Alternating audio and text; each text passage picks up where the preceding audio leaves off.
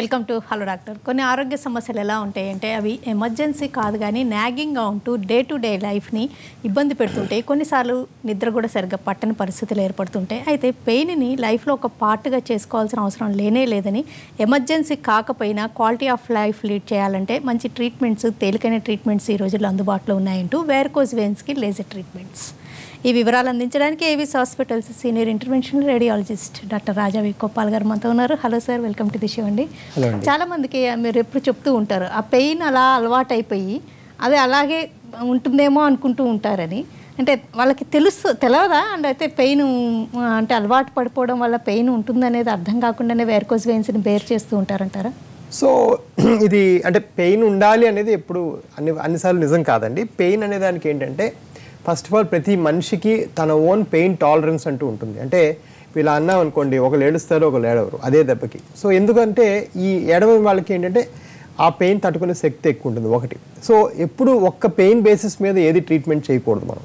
So for example నడుము నొప్పి వచ్చింది అనుకోండి, పెయిన్తో పాటు ఏమైనా కండరాలు వీక్ అవుతున్నాయా అది కూడా డెసిషన్లో తీసుకొని నడుము డాక్టర్ గారు ఆపరేట్ చేస్తారు. అలాగే మేము కూడా ఏంటంటే వారికోస్ వెయిన్స్ ఉన్నప్పుడు ఒక్క పెయిన్ ఒక్కటే కాదు, పెయిన్తో పాటు మీ కాళ్ళలో నలుపు వస్తుందా, కాళ్ళలో వాపులు వస్తున్నాయా, కాళ్ళలో పుండ్లు పడుతున్నాయా, కాళ్ళు దురద పెడుతుందా, కాళ్ళు అన్కంఫర్టబుల్గా ఉన్నాయా, రెస్ట్లెస్గా ఉన్నాయా, ఇవన్నీ కూడా క్వశ్చన్స్ అడిగి దాన్ని బట్టి మనం పరిగణన తీసుకొని ట్రీట్మెంట్ చేయడం జరుగుతుంది. సో ఎస్, కొంతమందికి ఏంటంటే కొంచెం పెయిన్ ఉండి ఆ పెయిన్ అలా క్రానిసిటీ వల్ల అది అలవాటైపోయి కాలు బరువుగా ఉండడం నార్మల్ అనుకుంటారు. దానికి అది మనకి ఎలా తెలుస్తుందంటే చాలామంది సర్జరీ అయిన తర్వాత వచ్చి చెప్తారు, ముందు నాకేం లేదని చెప్తారు, అయిన తర్వాత మనం కాళ్ళు చాలా తేలిగ్గా ఉన్నాయి డాక్టర్ గారు, చాలా ఇంప్రూవ్మెంట్ ఉందని చెప్తారు. సో ఇదేంటంటే అది పర్సన్ టు పర్సన్ మారుతూ ఉంటుంది అనమాట. అందరికీ వారికోస్ వెయిన్స్ ఉంటే కాళ్ళు నొప్పులు ఉండాలి అని మాత్రం ఏమాత్రం కూడా రూల్ లేదు. అంతేకాకుండా కొంతమందికి క్రాంప్స్ అనేది బాగా ఎక్కువగా బాధిస్తూ ఉంటుందండి, మరి ముఖ్యంగా పిక్క భాగంలో. అది వారికోస్ వెయిన్స్కి రిలేటెడ్గా ఉండొచ్చు అంటారా? వెరీ కామన్లీ అండి. క్రాంపింగ్, నాక్టర్నల్ క్రాంప్స్ అంటే అది కూడా రాత్రిపూట, అంటే పడుకున్న తర్వాత క్రాంప్స్ వచ్చి నిద్ర పట్టకపోవడం, నాక్టర్నల్ క్రాంప్స్, రెస్ట్లెస్ లెగ్స్కి about 65 to 67% association with varicose veins. Causation కాదండి, అసోసియేషన్. సో ఈ రక్తం సరిగ్గా ఈ వారికోస్ వెయిన్స్ వల్ల కంపల్సరీ క్రాంప్స్ వస్తాయని కాజ్ ప్రూవ్ కాలేదు, కానీ చాలా ఫ్రీక్వెంట్గా క్రాంప్స్ ఉన్న వాళ్ళలో వారికోస్ వెయిన్స్ కారణమని మనం తెలుస్తున్నాం. వెరికోస్ వెయిన్స్కి వృత్తిపరమైన కారణాలు అంటారు, కొన్నిసార్లు ప్రొఫెషన్ మార్చడం వల్ల ఆ సమస్య నుంచి బయటపడే అవకాశం ఉంటుందా? డెఫినెట్గా అండి. వారికోస్ వెయిన్స్ ఏంటంటే ఈ ఎక్కువగా నిల్చుని ఉండే జాబ్స్లో ఎక్కువగా మనం చూస్తుంటాం. సో ఇక్కడ అడిగే ప్రశ్న ఏంటంటే నేను నిల్చోవడం వల్ల వచ్చిన డాక్టర్ గారు అంటారు, అది కరెక్ట్ కాదండి. ఈ వారికోస్ వెయిన్స్ రావడానికి కారణం ఏంటంటే ఏదో జనువులో లోపం ఉండి, మీ ఫ్యామిలీ హిస్టరీ ఉండి, లేదంటే మీరు లావుగా ఉంటాం, ఏదో కారణం వల్ల మీకు వారికోస్ వెయిన్స్ రావడం జరిగింది. ఆ వచ్చిన వారికోస్ వెయిన్స్ తీవ్రత మాత్రం నిల్చోవడం వల్ల పెరుగుతుంది. సో దాని సివియరిటీ పెరుగుతుంది, కానీ వారికోస్ వెయిన్స్ ఫార్మేషన్ మాత్రం ఇది నిల్చునే జాబ్స్ చేయడం వల్ల కాదు. ఇకపోతే జాబ్ మానేయడం అంటారా, అది చాలా కష్టం అండి. చాలామంది నాకు అంటుంటారు నేను ఉద్యోగం మానేస్తే బాగుంటుందా డాక్టర్ గారు అంటే. ఇప్పుడు నేను డాక్టర్ని, నేను ఇప్పుడు రోజుకి 15-20 ఆపరేషన్లు చేస్తుంటాను. ఇప్పుడు నాకు ఉద్యోగం మానేసి ఇంట్లో కూర్చోండి అంటే మరి అది వీలు పడదు. సో ఉద్యోగం మానేయడం అనేది వీలు పడదండి. అంటే చాలా రిడిక్యులస్లీ హార్డ్. అంటే ఒక అడల్ట్ పర్సన్ని తీసుకెళ్ళి ఆయన చిన్నప్పటి నుంచి చేస్తున్న ఉద్యోగాన్ని తీసుకెళ్ళి ఇది నీకు పనికిరాదు, నీ కాళ్ళు పోతాయి, ఇంకోటి చేయండి అనేది కరెక్ట్ కాదు. సో దానికి ఏంటంటే దానికి సరిపడిగా సొల్యూషన్ ఎతకాలి. ఇప్పుడు ఈ రోజుల్లో వారికోస్ వెయిన్స్ మనం కరెక్ట్, ఇప్పుడు మా దగ్గర కరెంట్ ఎక్విప్మెంట్తో 3 to 4 minutesలో అయిపోతుంది. అంటే పోనీ దాన్ని ఎంత ఎక్స్టెండ్ చేసుకున్నా 15 నిమిషాలు వేసుకుందాం. 15 నిమిషాల్లో మొత్తం end to end varicose veins surgery అయిపోయి ఇంటికి వెళ్ళిపోయే చిన్న ప్రొసీజర్కి వృత్తి మానేసుకొని వేరే వృత్తికి వెళ్తే ఎవరు మీకు తిండి పెడతారు చెప్పండి? అంటే నవేడేస్ జాబ్స్ ఫ్రీక్వెంట్గా మారుతూ ఉన్నాయి కదండి, బై ఛాన్స్ వాళ్ళు ఏదైనా వేరే ప్రొఫెషన్లోకి వెళ్ళారు, అప్పుడు ఈ సమస్య తీవ్రత తగ్గే అవకాశం ఉంటుందా? డెఫినెట్గా. అంటే తీవ్రత ప్రొఫెషన్ వల్ల తగ్గదండి, బట్ అంటే ఒక చిన్న ఎక్సెప్షన్ ఏంటంటే మీరు సపోజ్ మీరే కాదు ఎవరైనా కూడా వారికోస్ వెయిన్స్ పేషెంట్స్ ఉన్నవాళ్ళు కాళ్ళు ఇలా పడుకొని కాళ్ళు ఎత్తి పెట్టుకొని 4 మెత్తల మీద పెట్టుకుంటే జీవితంలో ఎప్పటికీ వారికోస్ వెయిన్స్ రాదు. అంటే వాళ్ళకి ఉన్న పని ఉద్యోగం అంతా మానేసుకొని పగలు రాత్రి అలా పడుకుంటే వారికోస్ వెయిన్స్ రావు. ఎందుకంటే varicose veins is a problem of gravity. మనం నిల్చోవడం వల్ల బ్లడ్ సరిగ్గా పైకి వెళ్ళలాగా కాళ్ళు వచ్చేస్తుంది కాబట్టి. సో ఎస్, డెఫినెట్లీ మీరు గ్రావిటీని నెగేట్ చేసి కాలు ఎత్తుగా పెట్టి పడుకుంటే బాగానే ఉంటుంది, కానీ కాలు ఎత్తి పెట్టి ఎన్ని రోజులు పడుకుంటారు, ఎన్ని గంటలు పడుకుంటారు? ఒక రోజు కాదు, 2 రోజులు కాదు, జీవితాంతం. సో అది కరెక్ట్ కాదు. అంటే ఒక విధంగా కూర్చొని జాబ్ చేసే వాళ్ళలో ఈ సమస్య తక్కువనే అనుకోవచ్చా?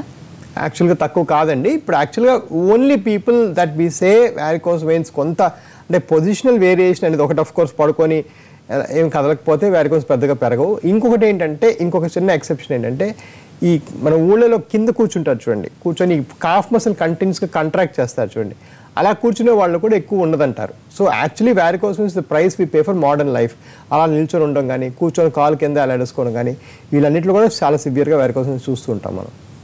ఈ symptoms person to person vary అవుతూ ఉంటాయా? చాలా వేరియేషన్ ఉంటుందండి. Person to person sex variation ఉంటుంది. సో మేల్స్కి అలా ఉంటుంది, ఫీమేల్స్కి అలా వస్తుంది. ఫర్ ఎగ్జాంపుల్ మగవాళ్ళు యూజువల్గా ఏంటంటే కాళ్ళు నల్లపడటం, కాళ్ళు దురద పెట్టడం, కాళ్ళు పుళ్ళు పడడం జరుగుతాయి, పెద్ద నొప్పి ఉండదు. లేడీస్లో ఎక్కువ ఏంటంటే బాగా కాళ్ళు నిలబడలేకపోవడం, వెనక భాగంలో తొడల వెనక భాగంలో నొప్పులు రావటం, ఎక్కువ పెయిన్స్ చూస్తాం. అలాగే ఓల్డర్ పేషెంట్స్ అంటే మన ఏజ్ ఎక్కువ అవుతున్న కొద్ది కాళ్ళు ఎక్కువ పుళ్ళు ఫామ్ అవ్వడం చూస్తుంటాం. యంగర్ పేషెంట్స్లో ఏంటంటే కాలు దురద పెట్టడం, అన్కంఫర్టబుల్ ఫీలింగ్, కాలు హెవీగా అనిపించడం చూస్తాం. So this a wide spectrum of symptoms అండి. ఏ సిమ్టమ్ అలా వాళ్ళకి వేరువేరుగా ఉంటాయి అన్నమాట. వ్యారికోస్ వెయిన్స్ ప్రాబ్లమ్ని ఒక సమస్యగానే పరిగణించాల్సి ఉంటుందా? ఎప్పుడైనా సమ్ అదర్ ప్రాబ్లమ్స్కి ఒక ఇండికేషన్గా కూడా తీసుకునే రిస్క్ ఉంటుందా? అవకాశం అట్లా కూడా ఉండొచ్చు అంటారా? అంటే లుక్, వ్యారికోస్ వెయిన్స్ అనేది వర్డే మనం ఇప్పుడు వాడటం మానేస్తున్నామండి. యూజువల్గా మనం we prefer to use the word venous incompetence. అంటే మీ వెయిన్స్ ఏదో కారణంగా పనిచేయట్లేదు. వెయిన్స్ అంటే ఏంటి? మీ కాళ్ళ నుంచి రక్తం మళ్ళీ వెనక్కి హార్ట్కి తీసుకెళ్లే కొన్ని రక్త మార్గాలు. ఈ రక్త మార్గాలు సరిగా పనిచేయకపోవడం అనేది, కొన్ని చర్మం కింద ఉండే రక్తనాళాల్లో సరిగా జరగకపోతే దాన్ని varicose veins or superficial venous disease అంటాము. కొన్నిసార్లు లోపల ఉన్నవి కూడా పనిచేయకపోతే దాన్ని deep venous problems, deep venous disease, డీబీటీ అని కూడా అంటాం. సో ఆ లోపల నువ్వు కానీ పనిచేయకపోతే అలా వస్తుంది. సో ఈ రెండింటికి డెఫినెట్గా క్లోజ్ అసోసియేషన్ ఉంది. ఈ రెండింటికి సిమ్టమ్స్ కూడా ఎక్కువగా ఒక్కలాగే ఉంటాయి. అంటే క్రానిక్ కేసెస్లో కాలు నల్లగా అవటం, నొప్పి లేయటం, బాధ, రెండు ఈ చర్మం కింద ఉండే వెయిన్స్లో అలాగే ఉంటుంది, లోపల వెయిన్స్లో ప్రాబ్లమ్ వచ్చినా, డీబీటీ వచ్చినా అలాగే ఉంటుంది. సో డెఫినెట్గా ఇట్స్ అ కామన్ స్పెక్ట్రమ్ అండి. మల్టిపుల్ ప్రాబ్లమ్స్ అసోసియేషన్ ఉంటుంది వ్యారికోస్ వెయిన్స్కి. దాని ట్రీట్మెంట్ కూడా చేసే డాక్టర్కి ఏంటంటే వాళ్ళ ఓన్ స్కానింగ్ చేసుకునే కెపాసిటీ ఉండాలి, వాళ్ళు ఆ లోపల యాంజియోప్లాస్టీ స్టెంట్ అవసరం ఉంటే వేసే కెపాసిటీ ఉండాలి. సో ఓన్లీ వ్యారికోస్ లేజరే చేస్తాము, స్కానింగ్ కూడా మేము చేసుకోమంటే అది కరెక్ట్ కాదు. కాళ్ళల్లో అంటే రక్త సరఫరా వ్యవస్థకు సంబంధించి సిరలకు సంబంధించిన సమస్య కదండి. సిరలకు ధమనులకు సమస్య రెండింటికి ఉండే రిస్క్ ఉంటుందా? అది ఒకవేళ ఉంటే మీ దగ్గరికి వచ్చినప్పుడు డయాగ్నోస్ అవ్వడానికి అవకాశం ఉంటుందా?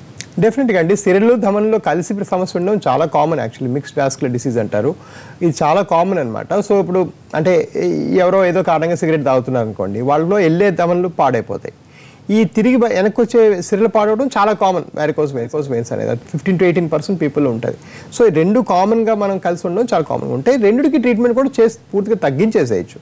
సో మన దగ్గర ఏంటంటే ఫస్ట్ ఆఫ్ ఆల్ మనం మన ఏవిస్ హాస్పిటల్ హైదరాబాద్కి మనకు వచ్చే ప్రతి పేషెంట్కి మనం కలర్ డాప్లర్ 2,000 నుంచి 3,000 రూపాయల పరీక్ష ఫ్రీగా చేస్తాం. చేసి అసలు ప్రాబ్లం ఏంటి అని మనం నిర్ధారిస్తాం. ఎందుకంటే వాళ్ళు యూజువల్గా బయట చేసుకునే స్కానింగ్ పరీక్షలు తప్పు ఉంటాయన్నమాట. అది పడుకునే పొజిషన్ చేయటం కానీ, లేదంటే ఆ పేషెంట్ చెప్పిన సిమ్టమ్స్ని ఆ స్కానింగ్ చేసే డాక్టర్ పూర్తిగా పరిగణనలో తీసుకోకుండా చేసిన స్కాన్లు జరుగుతుంటాయి. కాబట్టి మన దగ్గర స్కాన్ ఫ్రీగా చేస్తాం. చేసి ఫస్ట్ ఆఫ్ ఆల్ అసలు ప్రాబ్లం ఏంటి, దేని ప్రాబ్లం ఎక్కువ ఉంది, అవసరమైతే కొంతమందికి యాంజియోగ్రామ్ పంపించడం, లేదంటే అక్కడితో ట్రీట్మెంట్ చేస్తుంటాం.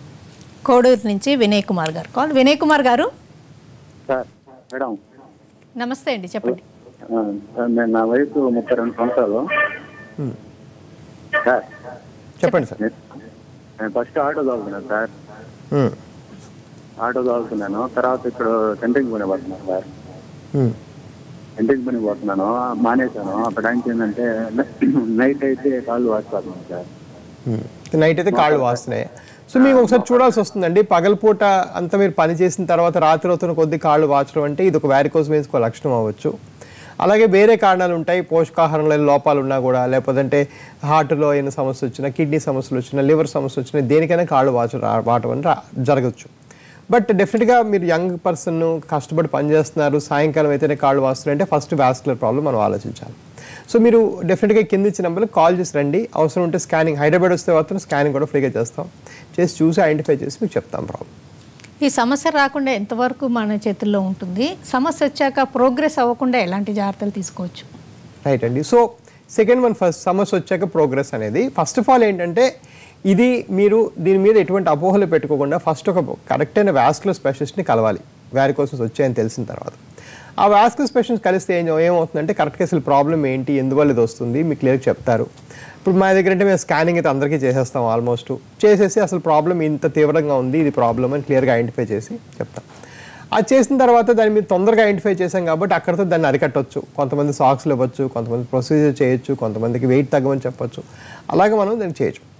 ఇది కాకుండా ఈ ప్రాబ్లం ఎప్పటికీ రాకుండా ఉండడం అనేది జరగదండి. అంటే బేసిక్గా మీకు ఏమన్నా జనువుల్లో నేను ఇందాక చెప్పినట్టుగా జనువులు ఏదో లోపం ఉండి వెరికోస్ వెయిన్స్ ఫామ్ అవుతాయి అంటే దాన్ని మనం జనువులు మార్చేయలేం.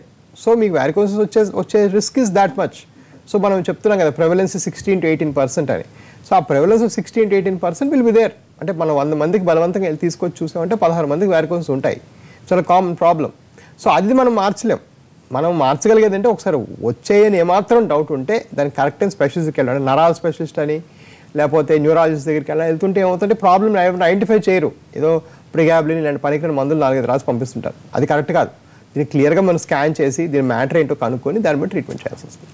రాయచూరు నుంచి వెంకట సుబ్బయ్య గారు. వెంకట సుబ్బయ్య గారు నమస్కారం మేడం. నమస్తే అండి, డాక్టర్ గారు వింటున్నారు, చెప్పండి. మేడం నాకు 1 year back varicose veins operation చేయించాను ఇక్కడ కడప డిస్ట్రిక్ట్ సార్. మేడం నాకు జనరల్ స్టోర్ ఉంది సార్ రాయచోటే. మా భార్యకి కూడా ఇప్పుడు వెరికోస్ వెయిన్స్ 2 కాళ్ళకు వచ్చాయి. నేను చేయించుకున్నప్పుడు ఆరోగ్యశ్రీలో చేయించాను, ఫ్రీగా చేయించారు. ఇప్పుడు అక్కడ ఆరోగ్యశ్రీలో ఇప్పుడు కొత్త టెక్నాలజీ చెప్తాను సార్, అది ఏమన్నా చేయించుకోవచ్చా? సో ఆరోగ్యశ్రీ 2 రాష్ట్రాల్లో కూడా తెలంగాణ అండ్ ఆంధ్ర రాష్ట్రాల్లో లేజర్ అబ్లేషన్ లేదండి. ఆరోగ్యశ్రీ చేయాలంటే కట్ చేసే ఆపరేషనే చేస్తారు. ఓకే, కట్ చేసే ఆపరేషన్ చేస్తే మామూలుగా ఏంటంటే దాని సక్సెస్ రేట్ 60 నుంచి 65%. అంటే 100 మందికి కట్ చేసే ఆపరేషన్ చేస్తే 65% మందికి క్లిక్ అవుతుంది, మిగిలిన 35% మందికి ఫెయిల్ అయిపోతుంది. దాని పైపెచ్చు నడుములో సూది ఇవ్వాల్సి వస్తుంది, కాలు కుట్లేయాలి, కనీసం 10-15 రోజులు నడవలేని పరిస్థితి ఉంటుంది, కనీసం 7 రోజులు అయితే నడవలేరు మినిమం, కొంతమంది 15 రోజుల దాకా నడవలేరు. కాబట్టి ఇంత కష్టమైన ప్రొసీజరు, ఈ పేషెంట్కి ఇంత కష్టపెట్టే ప్రొసీజరు నేను అమెరికాలో 14 ఏళ్ళు చదువుకొని వచ్చి నేను చేయనండి. సో మా దగ్గర లేజరే చేస్తున్నాము. కరెంట్లీ ఇప్పుడు లేజర్ ఆపరేషన్ ఆరోగ్యశ్రీలో కవర్ కావట్లేదు. షార్ట్ బ్రేక్ తీసుకుందామండి. బ్రేక్ తర్వాత ఇలాగే ఎవరైనా ఎఫోర్డబిలిటీ లేక ఇలాగ చేయించుకున్నప్పుడు అది ఫెయిల్ అవుతాయి అంటే 60-65% సక్సెస్ అవుద్దన్నారు కదా, 30-35%లో ఉండిపోతే వాళ్ళకి మళ్ళీ ఈ లేజర్ ఇవ్వడం సాధ్యమేనా డిస్కస్ చేద్దాం ఇప్పుడు. Hello డాక్టర్లో short